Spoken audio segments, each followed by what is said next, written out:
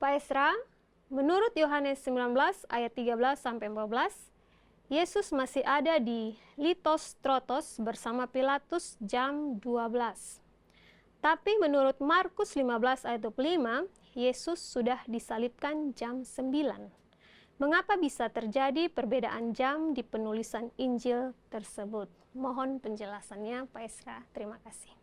Nah, memang kalau kita membaca itu lalu kita melihat bahwa seolah-olah ada perbedaan. Tapi saudara perlu ketahui ya bahwa itu berbeda, bukan bertentangan.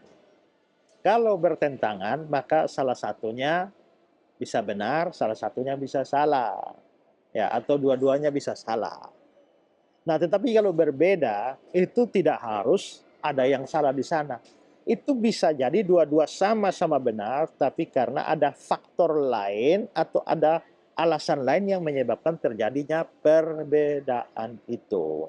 Nah, dalam kasus jam kematian Yesus ini, penyaliban Yesus ini, itu memang ada berbeda. Makanya seperti saudara bilang, dalam Yohanes pasal 19, 13, 14, itu berbeda dengan Markus 15, di mana Yesus disalibkan jam 9. Nah, mengapa kok kelihatannya berbeda di sini? Nah, itu karena sistem waktu yang dipakai.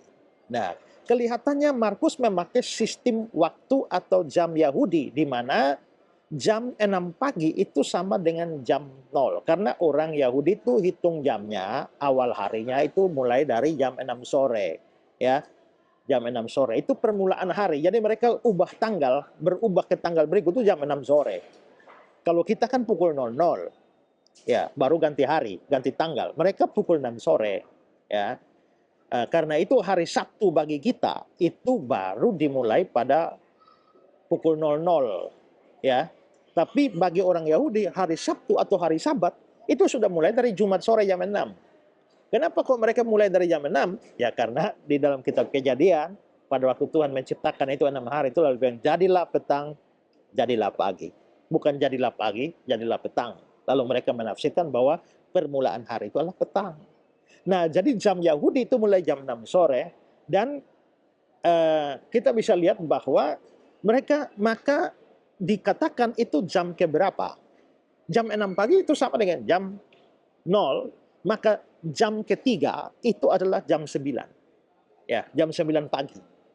Jadi sebenarnya terjemahan harfiah bukan jam 9 tetapi jam ketiga. Itu terjemahan harfiahnya. Jadi waktu penyalibannya adalah jam ketiga yang adalah jam 9 pagi.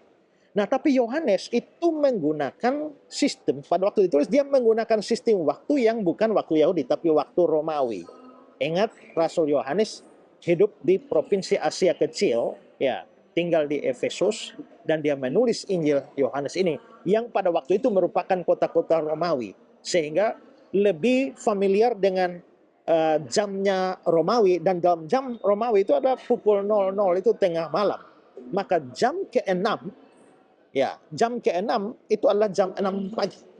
Dan itulah saat Yesus masih diadili oleh Pilatus. Dan ini masuk akal karena penyaliban terjadi beberapa saat setelah itu. Jadi sebenarnya perbedaan ini bukan karena ada perbedaan waktu Yesus disalibkan. Hanya saja yang satu mengacu kepada jamnya Yahudi, yang satu mengacu pada jam Romawi. Karena ternyata sistem jamnya berbeda. Ya, karena itulah maka sebenarnya ini hanya perbedaan, bukan pertentangan dan tidak ada yang salah dengan itu. Ya, ingat bahwa di dalam bahasa asli dia tidak menyebutkan jam berapa, tapi jam ke berapa. Ya, begitu. Ya, shalom Bapak Ibu, saudara-saudara. Saat ini saya ada di sebuah desa di Kabupaten Kupang. Itu jaraknya kira-kira 4 jam perjalanan dengan mobil dari kota Kupang. Dan desa ini namanya Desa Bioba. Dan Bapak Ibu, selama beberapa tahun ini saya bersama dengan GKIN Revival Kupang maupun juga Yayasan Karya Bakti Isra Soro menaruh perhatian untuk pelayanan di desa ini. Dan di sini kami membangun sebuah sekolah ya untuk anak-anak SD, sekolah berasrama, dan juga mau membangun sebuah gedung tempat ibadah untuk orang-orang Kristen di tempat ini.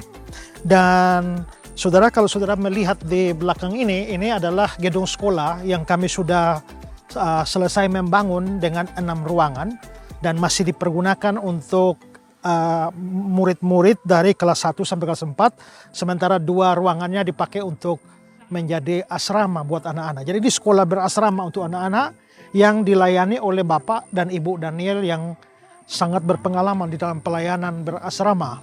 Nah, anak-anak yang menjadi murid-murid di dalam sekolah ini datang dari desa-desa sekitarnya, dan kami berharap bahwa ke depan itu ada menjadi pusat pendidikan Kristen di tempat ini. Sementara itu juga saudara, kami mau berencana membangun satu gedung kebaktian karena jemaat di sini belum mempunyai tempat kebaktian. Kalau saudara lihat, ini sudah ada tiang-tiang yang berdiri, dan kalau saudara lihat tenda biru di sana, itu kami masih beribadah atau masih berbakti setiap hari Minggu di bawah tenda ini, dan menjadi problem besar kalau hujan turun, ya. Nah, karena itu kami sudah berencana untuk membangun gedung ini.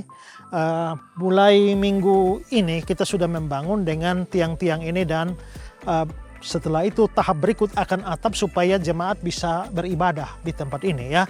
Nah, ini kami dari Kupang bersama-sama dengan jemaat di tempat ini, dan pembangunan segera kami percepat karena dalam cuaca hujan semacam ini kasihan kalau jemaat berbakti lalu harus kehujanan.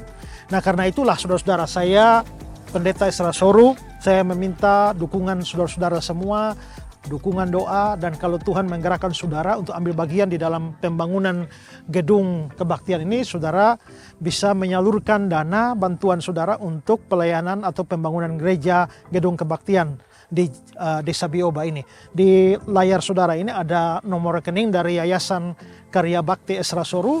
Silakan saudara berdonasi di sana dan memberikan catatan untuk pembangunan gedung ibadah di Desa Bioba, Kabupaten Kupang, ya. Nah, karena itu mari saya sekali lagi memberikan kesempatan buat kita, ya, mungkin kita punya banyak hal untuk kita dukung dalam pelayanan, tetapi kalau Tuhan memang menggerakkan saudara, mari ambil bagian bersama-sama dengan saya, GKIAN Revival Kupang, dan Yayasan Karya Bakti Ezra Soru. Biarlah jemaat Tuhan di sini boleh mendapatkan tempat yang baik untuk beribadah dan melayani. Tuhan memberkati saudara sekalian.